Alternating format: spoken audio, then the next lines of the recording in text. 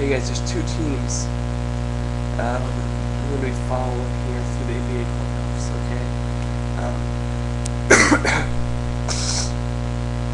Got a little bit of a cold here. Sorry I've been kind of silent in the YouTube world for a while, but that's because I've just been waiting for the playoffs and didn't get a chance to cover the two teams' first games that I've been that I wanted to cover. I haven't had a chance to do it yet. I've been sick, a lot going on in school, and just got back from Chicago about a week and a half ago, a little less, and I'm about to head out to Mississippi on Friday. So a lot going on right now. Anyway, two teams I'm covering: Oklahoma City Thunder. Love them. My heart's really with them. And Boston Celtics. Either love the Celtics or hate them. Over the past couple of years, I've always been a big Paul Pierce fan. Even way back when, he had Antoine Walker was on that team. Way back, when they lose to the Pacers in the first round every year. The Pacers had Reggie Miller. Excuse me. But anyway, I just don't want everyone to think anyone is some big bandwagon guy who now loves Oklahoma City, young up and coming team in Boston. I've always liked, I've always liked Boston, as long as I can remember, really. And being the Texas fan that I am, I've been a fan of Oklahoma City before they moved to Oklahoma City, back when they were the Sonics. The day they recruited Kevin Durant. And I've always been a Ray Allen fan too. I liked him when he was with the Sonics, then he moved over, and so a little bit of my fanship went with him, and a lot of it stayed also there with that franchise. Seattle is now Oklahoma City. So there's your history lesson for the day, and the history for why I like both those teams. I'm just going to sort of cover both teams in this video.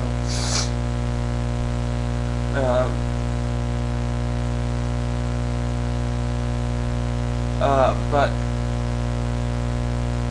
I'll start off with Boston. In Game 1, it's going to be tough. New York doesn't have a shot at beating us if Chauncey Billups isn't healthy.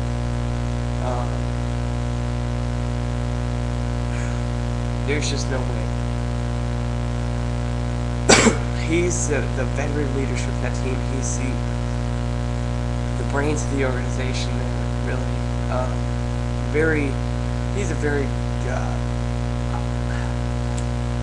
he's still, very aged, but he's still plugging away. One of the better point guards in the NBA, I think. He's just so intelligent. Hits big shots when you need him to. He does a little bit of everything for you. He's a big, strong guard. Rebounds, knocks down shots.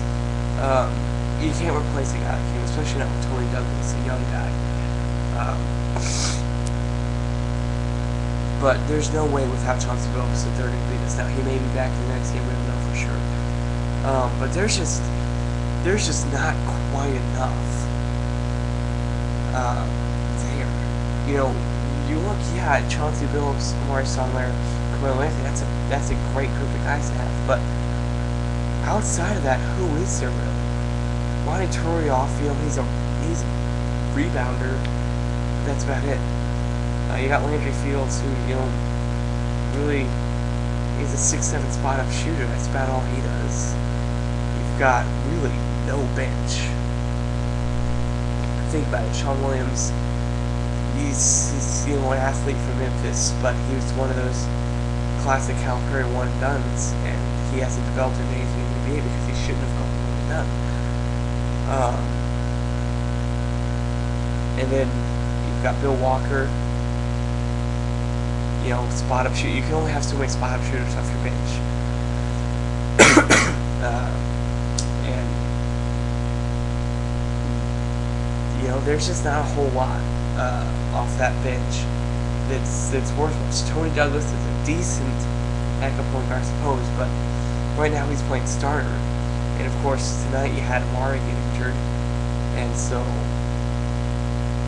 you will basically had all your backups were playing, and you had the backups. So there just wasn't enough Carmelo there tonight. It's only a 3-point difference, but there just wasn't enough. And the Celtics are just too much of a full team, and they play great team defense. And they're obviously the best defensive team in the NBA. Like big aggressive defense.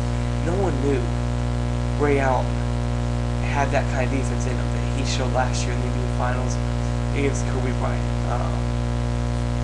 And they lost that series, but only because of Kendrick Perkins. Now, the Celtics, there's just so much for them. Jeff Green is barely even playing right now, but at some point during the playoffs, he's going to come up big. Doc Rivers knows when to play these guys.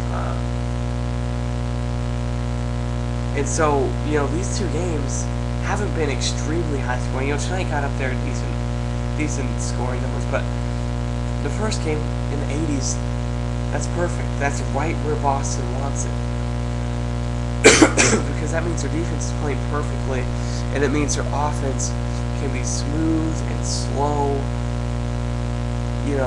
and just how they want it, and get the big guys involved. But they can also go really fast. Ray Allen's a great transition shooter. Rajon Rondo can turn, KD can turn anything into a fast break. And finish, I love the coaching move of putting Glenn Davis in. But, how often do you see Glenn Davis and Jeff Green play at the same time? You never do, because they're completely different styles. And that's because Celtics have basically two different teams. They can play fast. Put Allen out there, put Pierce out there, even substitute Pierce, and put Jeff Green out there, have KG, have Jermaine O'Neal. You want to go slower, yeah, you put Shaq in there, and you've got, then you put Pierce back in. You go with different big guys. You put Davis in there at that point.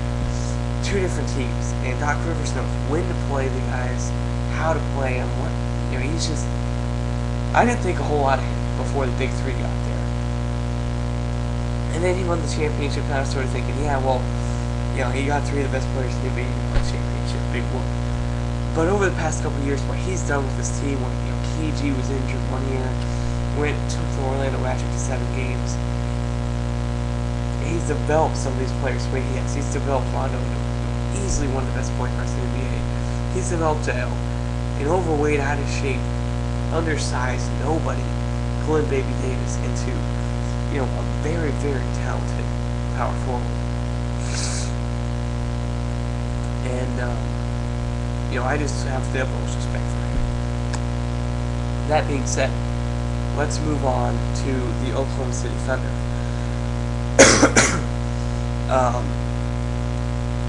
Denver does not have enough.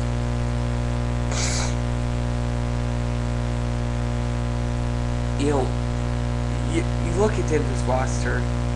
What do they really have?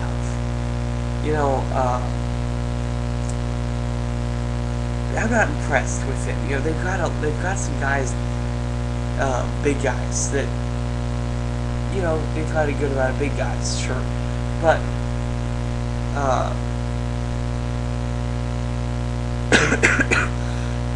overall, I'm just not impressed with what they have since they gave up Billups and Anthony.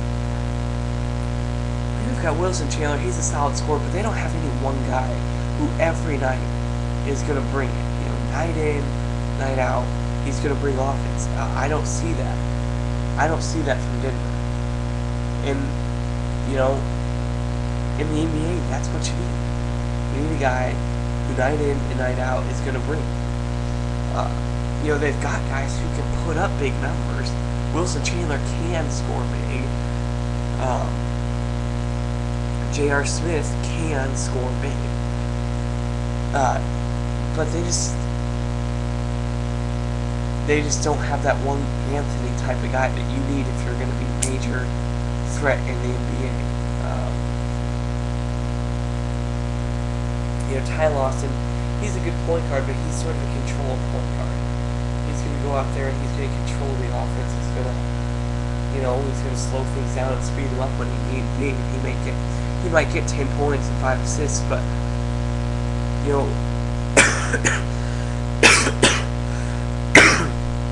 sorry, like I said, I have a cold, so please bear with me here.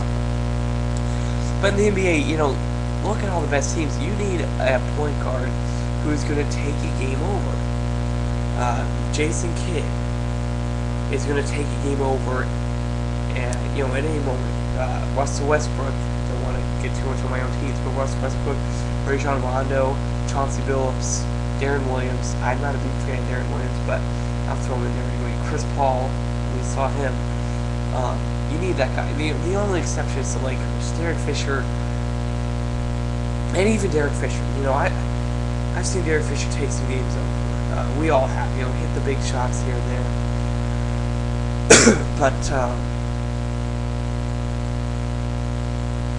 But they just don't have that, Denver. And there's just going to be too much Kevin Durant and too much, way too much Kevin Durant and Russell Westbrook. I think Russell Westbrook is a bigger key in this series than Kevin Durant is. Our bench, Oklahoma City, is just ridiculously good. Nick Collison is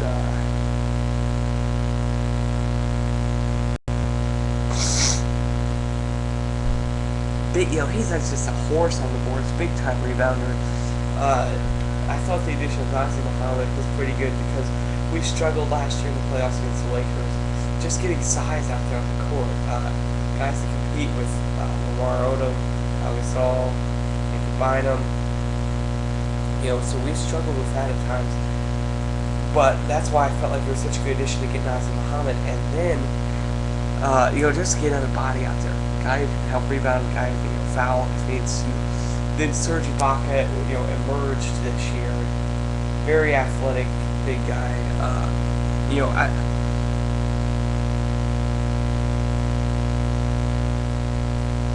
I see Serge as being a bit undersized. He's really only about 6'9", no matter what he's listed at. But he's very athletic. He gets up there, he rebounds, he blocks a lot of shots. And then of course Kendrick Perkins. That was a trade between my two beloveds there, Jeff Green for Kendrick Perkins. I didn't feel like Jeff Green was an okay guy for us, but I didn't feel like he was that big of a loss for the Oklahoma City Thunder.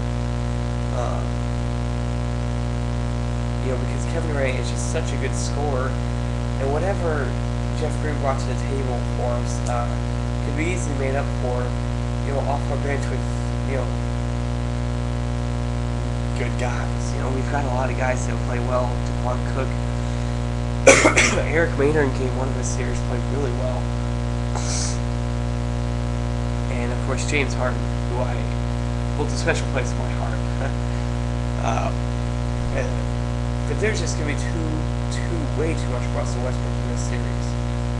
And I think right now we've just got the advantage down low on it. We've got more big guys to throw and more athleticism.